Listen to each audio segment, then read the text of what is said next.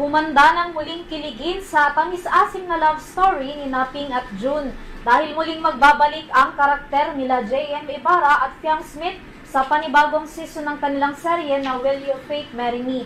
Kung sino-sino ang mga bagong cast, alamin sa Balitang Entertainment ni Sam Martos.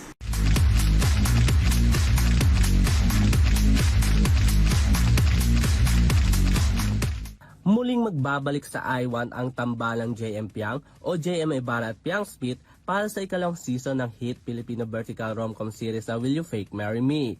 Kinumpirma mismo yan ng I-1 sa kanilang social media post sa Facebook kung saan makikita ang ilang larawan ng dalawa kasama ang mga bagong cast. Saad pa nila sa kanilang caption na kapag RSVP na ba ang lahat, matatanda ang unang ipinalabas ang part 1 ng Will You Fake Marry Me na mayroong 15 episodes noong June 30 at ang part 2 naman noong July 15. Ginampanan naman ni Piang ang karakter ni June, isang madiscarding grocery promodizer na napilitang pumasok sa isang kasunduang kasal kay Ping, ang karakter naman ni JM, isang istrikto at workaholic na CEO bilang kondisyon upang makuha niya ang kanyang malaking mana. Sa ikalawang season naman ng serye may mga bagong mukha ng karakter ang makikita ng mga fans kung saan kabilang na dito ang aktor na si Emilio Daes at Chris Villanueva. Samantala sa ngayon wala pang opisyal na petsa kung kailan mapapanood ang season 2 ng Will You Fake Marry Me, ngunit hindi naman napigilan ng kanilang mga tagahanga ang kanilang pag-excite na muling mapanood sina JM at Fiang Smith.